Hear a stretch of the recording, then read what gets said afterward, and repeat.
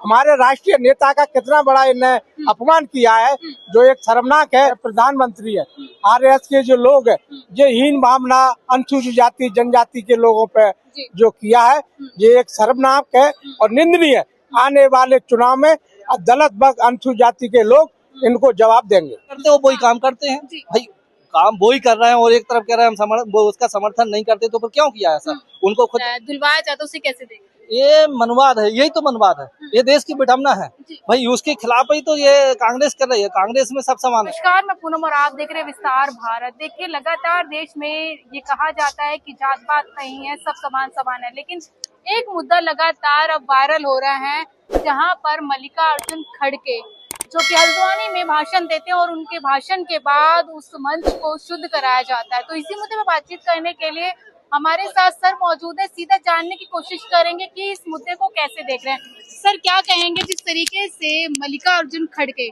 हल्द्वानी में अपना भाषण देते हैं, उसके बाद उनके मंच को शुद्ध कराया जाता है, आज भी क्या जात पात देश में है? मैं महाराज सिंह राजौरिया जी, पार्षद हूँ, डबरा विधानसभा से, जिला ग्वालियर, मध्य प्रदेश से। जी, और हमारे खड़गे जी जो राष्ट्रीय अध्यक्ष है, अनुसूचित जाति के नेता हैं, जी, और ऐसे नेता नहीं है, वो 13 बार सांसद रहे, 13 बार सांसद का चुनाव लड़ा, वो अनुसूचित जाति के दबदार नेता हैं। और भाजपा के जो लोग हैं, जो भाजपा के प्रधानमंत्री है, आरएस के जो लोग हैं, ये हीन भावना अनुसूचित जाति जनजाति के लोगों पे जो किया है, ये एक शर्मनाक है और निंदनीय है। आने वाले चुनाव में दलित वर्ग अनुसूचित जाति के लोग इनको जवाब देंगे। लेकिन जिस तरीके से लगातार बीजेपी ये कहती है कि देश में जात पात नहीं है, फिर भी ऐसा मुद्दा आ जाता है और जो कि मतलब देश में एक अच्छे पद पर उनके साथ ऐसा किया जाता है, तो आम जनता के साथ कैसा होता होगा? अरे, हम लोग ग्रामीण क्षेत्र से हैं और हम जानते हैं ग्रामीण क्षेत्र में भी बड़ा भेदभाव किया जाता है।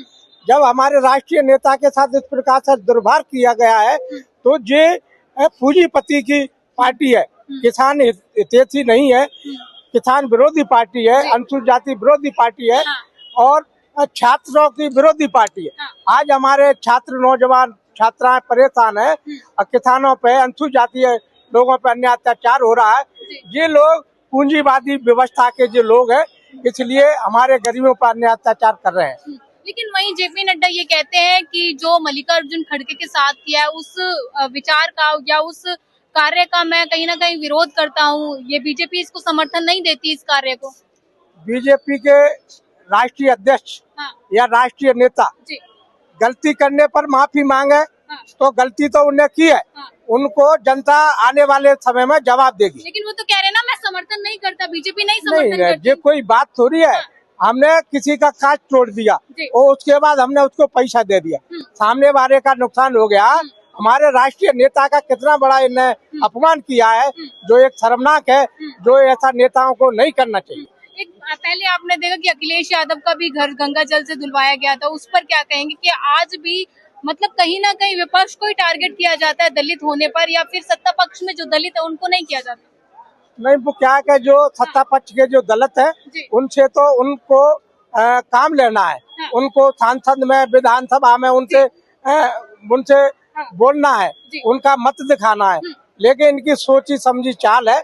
हमारे अनुसूचित जाति जनजाति भाइयों पर प्राण घातक हमले हो रहे हैं और हमारे राष्ट्रीय अध्यक्ष के साथ अभी देखने को मिला है, जो एक बहुत निंदनीय जो बात है, इसकी हम निंदा करते हैं।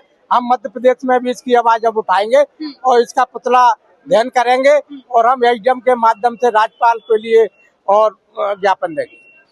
क्या कहेंगे जब मोदी जी से बात की जाती है कि देश में जाति की, तो वो कहते हैं बस एक ही जात है, गरीब की, किसान की? नहीं, ये तो श्रीमान आप देख रहे हैं कि देखो, हमारे साथ नहीं, अनुसूचित जाति जनजातियों के पास, हमारी माता बहनों के साथ, हमारी जो छात्र छात्रा हैं, उनके साथ प्राण घातक हमला हो रहे हैं।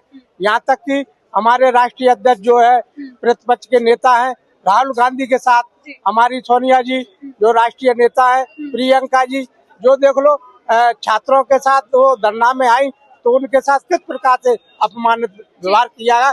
जो एक आपराधिक किस्म के लोगों से ऐसे करते, ऐसे व्यवहार ये लोग कर रहे हैं, जनता इनको मुंह तोड़ जवाब देगी। क्या कहेंगे सर, कहाँ से आए हैं और इस कार्यक्रम का आज क्या मुद्दा है? मैं एमपी से आया हूँ, दतिया से।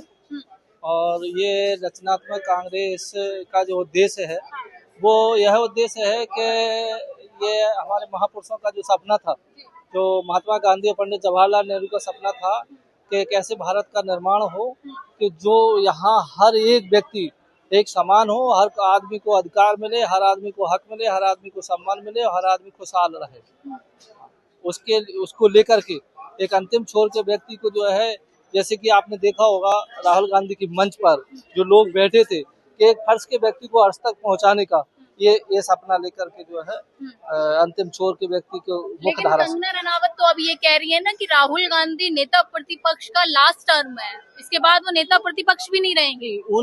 उनके कहने से थोड़ा सी होगा, ये देश की जनता तय करेगी कि उनका नहीं, ये भारतीय जनता पार्टी का ये लास्ट टर्म है, आने वाले समय में उनका खात्मा हो जाएगा। हाँ, क्या कहेंगे कंगना रनावत जो लगातार कटाक्ष करती है राहुल गांधी को लेकर? नहीं, उनके कहने से कुछ नहीं होगा, वो करती हैं, उनके कहने से थोड़ा वो कोई प्रजातंत्र में किसी व्यक्ति विशेष के कहने से कुछ नहीं होता, ये जनता तय करती है, ये देश की जनता तय करती है कि किसका क्या होना है। ये बिल्कुल ये संदेश चला गया कि जैसे कि आपने देखा है जंतर मंतर पर जो छात्र छात्राओं का जो आंदोलन हुआ, उसमें अमित शाह जी और प्रधानमंत्री जी सामने बात नहीं कर पा रहे हैं, सदन में नहीं बोल पा रहे हैं, तो किसका खात्मा होने वाला है? ये तो सदन में नहीं आज आए, लास्ट 20 दिन से कितनी बार भाई उनको जो मुद्दे बात करना चाहिए ना, तो वो बात नहीं कर रहे हैं, बच रहा है लास्ट दिन आए, ये मतलब आने का जब जो है उनको काफी घेरा गया ताकि बात आए, तो उनका खात्मा होने वाला है। उनको मोदी जी का और अमित शाह का आप लोग अपमान कर रहे हैं, भगोड़ा बोल रहे हैं उन्हें। नहीं, उनको भगोड़ा क्यों बोल रहा है? वो खुद अपने आप भाग रहे हैं, वो सामने से भाग रहे हैं, वो जनता के सामने भाग रहे हैं, वो जनता की बात नहीं करते, वो मन की बात करते हैं, वो खुद भगोड़ा। हम क्या भगोड़ा बोलेंगे, वो खुद भगोड़ा है।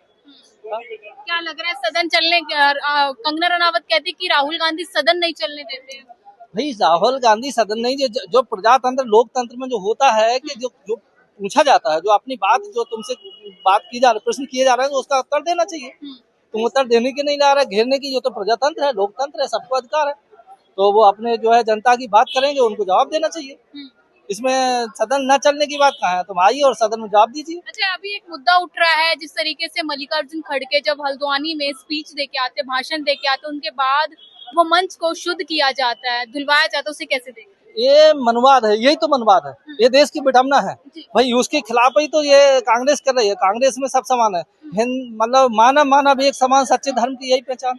इसी को भेदभाव को तो मिटाना है। ये भारतीय जनता पार्टी के अंदर जो है ना, वो भेदभाव, ऊंच नीच का जो है नफरत, जो उनकी नफरत की जो है बाजार लगाए हैं, और यहाँ कांग्रेस जो है मोहब्बत की दुकान खोल। लेकिन वही भारतीय जनता ये कहती है कि देश में कोई जाति नहीं है, सब समान है। कहने से क्या होता है? उनके कहने से होता है? उनको जातिवाद तो जो उनका बड़ा है, ऊंच नीच, भेदभाव, सारी चीजें वो भाई। अगर जाति नहीं है तो फिर शुद्ध क्यों किया गया? क्योंकि खड़गे जी दलित थे, और दलित होने के नाते उनको जो है उनको शुद्धिकरण किया गया। तो जेपी नड्डा तो इसका विरोध कर रहे हैं कि इस कार्य का हम समर्थन नहीं करते। अरे समर्थन नहीं करते, वो वही काम करते हैं भाई, काम वो ही कर रहे हैं, और एक तरफ कह रहे हैं हम वो उसका समर्थन नहीं करते, तो फिर क्यों किया ऐसा? उनको खुद जवाब देना चाहिए, ऐसा क्यों किया है, ऐसा क्यों हुआ?